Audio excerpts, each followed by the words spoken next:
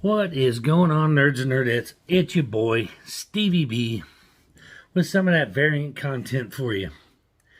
Today I want to talk about Whatnot and my experiences with Whatnot. I was one of the biggest skeptics of it, because I'd gone on there and watched a few auctions, and then I noticed, I was like, holy crap, mainly I went in and watched Wink Inc.'s auctions. I was like, holy crap, stuff is selling for way more than it's worth. And I thought, man, I was like, so this thing is geared towards sellers, not buyers. And it honestly is. It's set up for the sellers to succeed. That's its job, and it does a good job of it.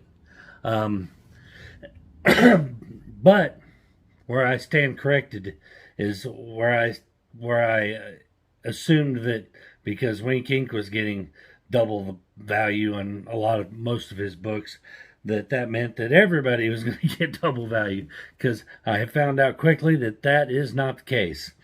Wink Inc.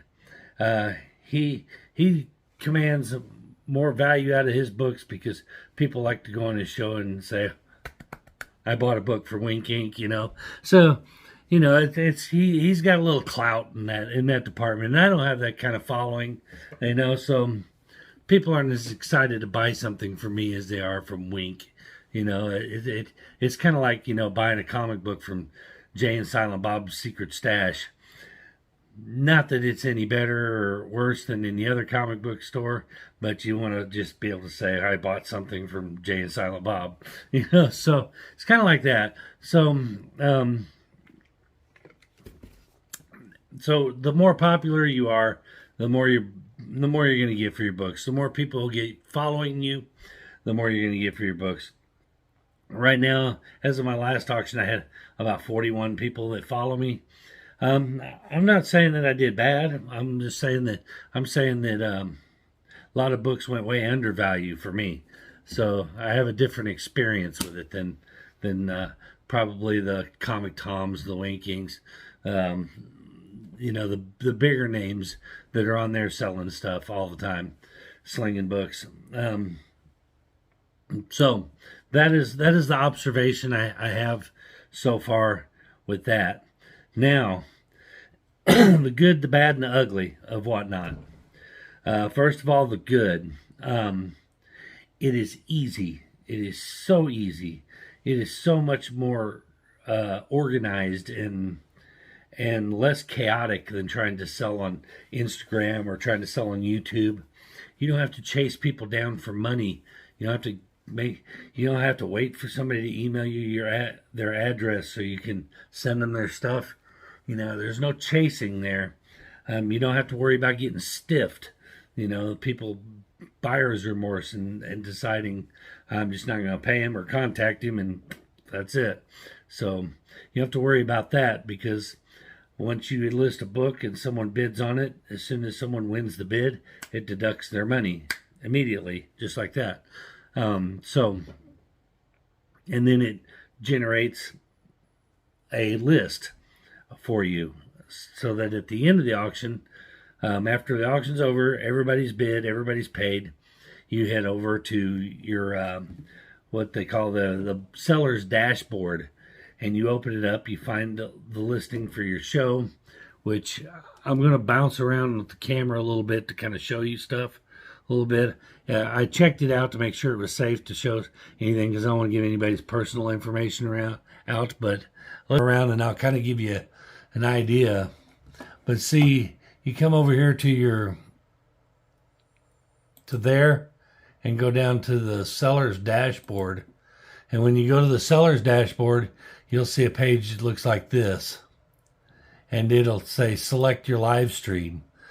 And then, like, I had one, a few hours ago as of this auction. And then you click on it and it tells you, whoops, that's not even the one. That was the last one. I guess it doesn't matter, but this is the last one. It'll tell you what you made, how much you sold, and what you earned are two different things. Won't tell you what you've earned yet after their fees. But Basically, it lists down here everything that was sold and who bought it, categorizes it, and then gives you an option to come over here and print the labels.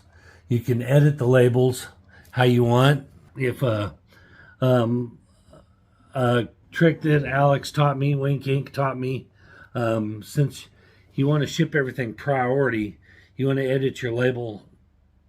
Let's. I don't want to print another one. That's the problem. Hold on, let me see. But you want to like come in here and say edit the label. So you can pull up this screen here. You want to make sure it says packages that weigh more than 16 ounce. They're way more don't qualify for USP or USPS first class shipping and will be shipped as priority. But I ship all my shit priority. So you gotta change the weight to 16 ounces. And then you can put your package dimensions in there.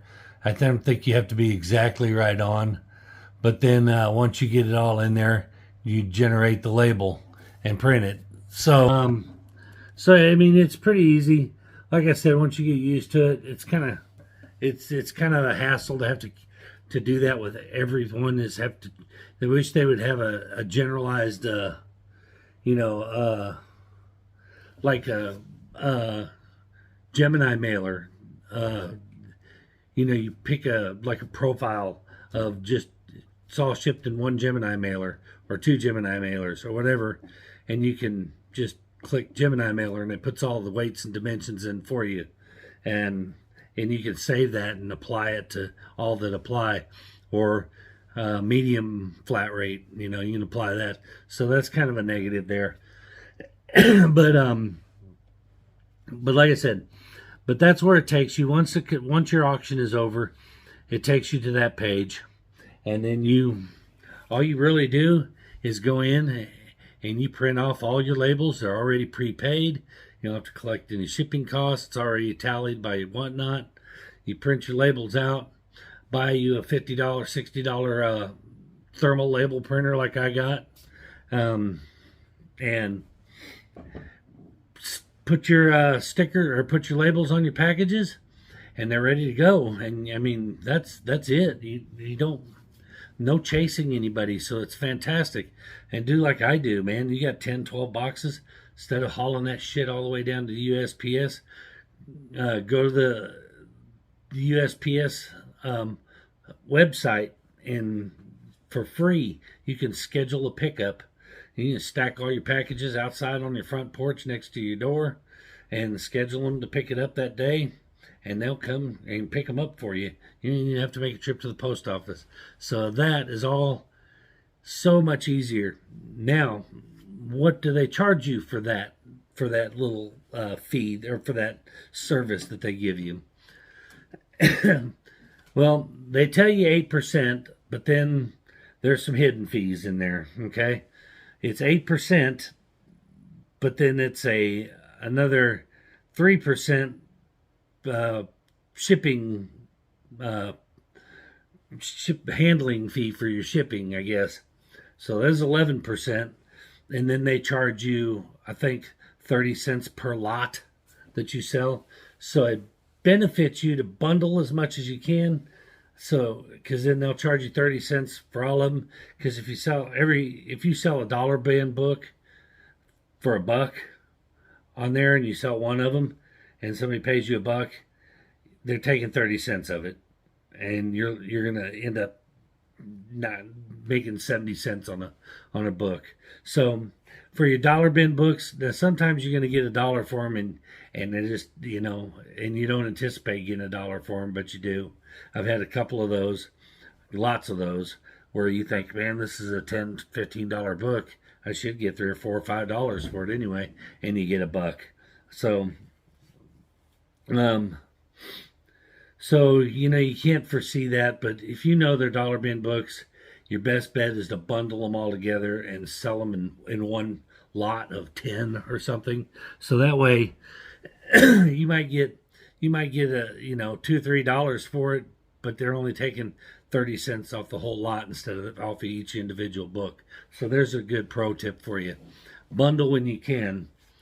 The downside, the flip side of that is if you try to bundle some expensive books and like some $25-$30 books, and you put 10 of them together to try to save 30 cents on each one, you might get shafted, because you're liable to sell that bulk lot and get $5 for it, and you just screwed yourself. So it's a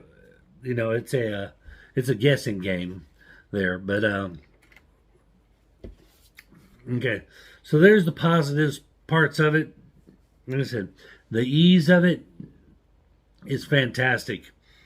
So that's the good. The bad is the wait for your money. I understand it.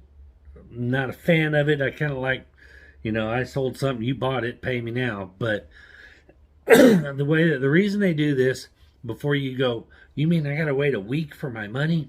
The reason they do this, and I understand it, I get it, and I don't blame them, is they want to make sure the customer that you took care of is satisfied first, because they don't want to take this person's money and then find out you screwed them. So they want to make sure they got that first. Number one, they got their books, and number two, that everything that they ordered is there and in the shape that is described, the way it's described, so you didn't screw them over. And I get that. So my problem with it is that it's the USPS tracking is faster than whatnot, so it shows in tracking with the UPS or USPS, it shows delivered, but it may be another day or two before it actually shows delivered in whatnot. And that's bad for a couple reasons. Number one, it slows down your money, because this comes to part two, the ugly part. Part two. But one, that slows down your money. If it's not showing it's delivered, and it is, then 2 days, and it's been a day, 2 days, it's been delivered, and it's not registering that it's been delivered, it slows things down. Two, and the ugly part, is that once the packages show delivered to the customers, then they ask that you rate your transaction. Now here's the problem, is when your customer can't rate you until the app shows delivered. So if they're holding it and they're reading their books and having dinner and come back the next day and it still shows it hasn't delivered in the app, then they can't rate you. So again, it slows things down. So be prepared for that. It took me right at exactly 1 week to get all my money, and they pay you. That's another thing, is they don't collect it all and then just pay you one lump sum. They keep paying you. So one day my phone's blowing up, just bling bling bling bling, and it's payments coming through from whatnot. And another thing that they do that I'm not a fan of is if one buyer buys 15 books, instead of processing you one payment for all 15 books, it's processing 15 payments for each book. It processes by the lot, not by the seller or the buyer. So each lot that the buyer buys, it's a payment, and it's going to process to you like that as one payment, instead of saying this buyer owes you $30 because he bought 10 books. It's going to say that this buyer owes you $3 10 times, and it's going to pay you 10 times $3, which is where they get their 30 cents per lot. So they, they're making $3 off that, each one. So the wait time for your money is a bit of a leaves a bit of a sour taste in your mouth. But like I said, it's understandable, and I get it now. I mean, it doesn't make it any less annoying, even though you understand why. It doesn't make it less annoying to say, "The fuck's my money at?" Where the hell's my money at? You know, I, I delivered the books in time. I should get my money.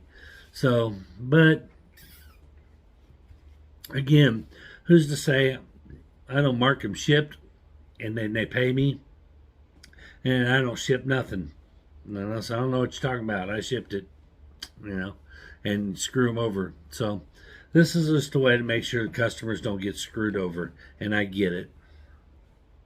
So, so that is the good, the bad, and the ugly. Those are the plus sides and the downsides. One of the other downsides is, and this is the ugly. Those were the bad. This is the ugly. This is the most irritating part of whatnot, and you have to bounce between your smartphone and your laptop. You can't do all of it from your laptop. You can't do all of it from your smartphone. I guess you can do all of it from your smartphone, but it's not very practical. You'd have to open whatnot up in a desktop site to do all the stuff. But basically, the laptop is for shipping, and the cell phone is for everything else. Here is a neat little pro tip for you. Also, because you have to use your cell phone, you have to film with your cell phone. It's really good to have two devices on your auction at the same time. And I fired this out. Works great. I actually have two cell phones. I've also got this one that I'm not recording on, and it's connected to my Wi-Fi, so I can use it like a tablet basically. But if I start this one, which I'm filming on right now, if I start this one first in my auction and film, then I can start the other one second, and it won't, and the camera won't come on, but I can go in, start the auction, and I can go into my list of stuff and actually start the auctions from my other phone, so I don't have to keep going, pushing buttons, trying to push buttons on my phone and going in and out of the screen. You just use this as a remote, basically. So there's another little pro tip for you. But that is the annoying part. They need to integrate your devices all in one. Fix it to where you can do it all on your laptop or your cell phone. Would be preferable, because I would hate for them to stop. I'd hate to not be able to do it on my cell phone, because that is my computer. My laptop, I got a laptop and I love it, and it serves its purpose. But for live streaming, it's not that great for it. It's not that fast, not that clear, especially if you're trying to sell comics and sell people on condition. But anyway. But that is what you can expect if you get into whatnot. Overall, I'd say the ease of it outweighs the cons, and you can deal with the little annoyances that come with it. The week-long wait for your pay. At least they say a week to 10 days, so it could be up to 10 business days before you get your money. I actually just got the last of my payments today, which is this filming is Monday. So it was I just finished an auction. That's why you see me drinking. My voice is hoarse because now talking for an hour and a half. I know it doesn't seem like that should bother me because I run my cake hole so much anyway, but it does strain your voice a little bit. But I think the best advice I can give someone for just starting up like I am is your following dictates success. So the more followers you got, the more successful you're going to be, the more you're going to get for your books. I mean, it makes perfect sense. The more eyes you have, the more competition there is, the higher the price of your books go. Simple as that. I start all my auctions off at $1. Maybe not the most sound advice for beginners because I've taken a beating on a lot of books that went for $1 that frankly shouldn't have. But it's a double-edged sword. You can either start it at $1 in the beginning, take your kick in the teeth, build a following, and once you see that people start coming to you, eventually the dollar bids isn't going to matter anymore, because it's just it's an old auction trick. Dollar bids are an old auction trick. It's just to get people engaged. They say start the bidding off at $1, and everybody goes, oh shit, I'll give $1 for it, and it just gets the ball rolling. And so, but it usually doesn't matter, because it usually ends in the same spot anyway, usually. So, and in the cases when you're brand new, if nobody's interested in it, somebody's going to throw $1 at it just for shits and giggles. But if there's people interested in it, they're going to bid on it anyway. And I mean, you got to have more than one person interested, or it's not going to sell for anything. You're either going to get $1 to the one person that's interested in, or if you started at $5 or started higher, you're not going to get any bites at all. So it's a double-edged sword. But all in all, let's see. Like I said, I did it. My first auction, I sold $277 worth, and by the time all the fees and everything took out of it, the fees come.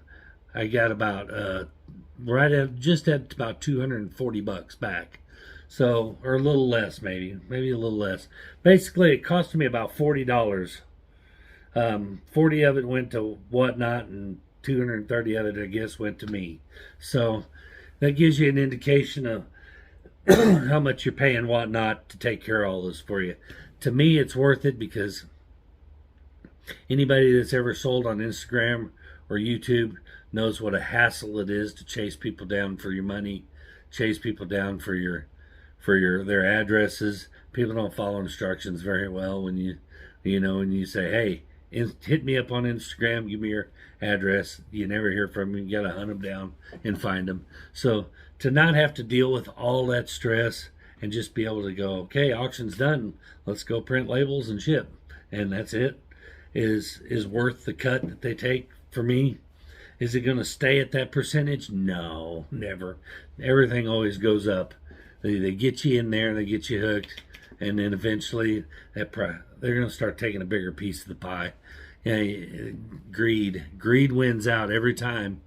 But anyway, I did this video because when I started, I had a ton of questions, and I had nobody there to answer them for me. I had nowhere to go to find the answers other than my poor buddy Wink Inc. And Wink, if you're watching this, man, bless you. Thank you for all your help. I could not have gotten through this without your help. Hopefully this video will help somebody just getting started to know what to expect when they get into it.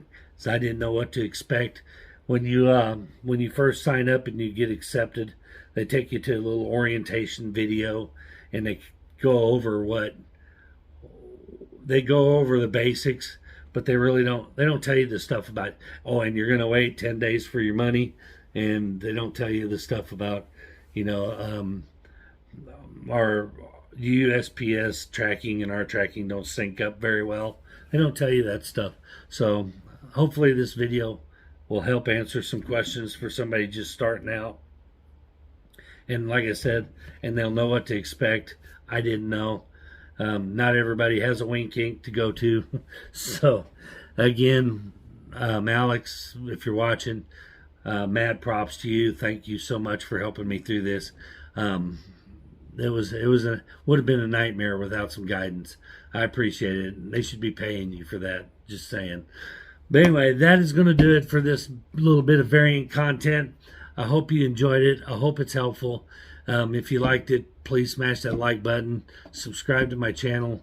And leave a comment. Let me know. If you have any other questions that I didn't cover, happily answer them in the comments. Just drop a comment and ask away, and I'll do my best to answer them.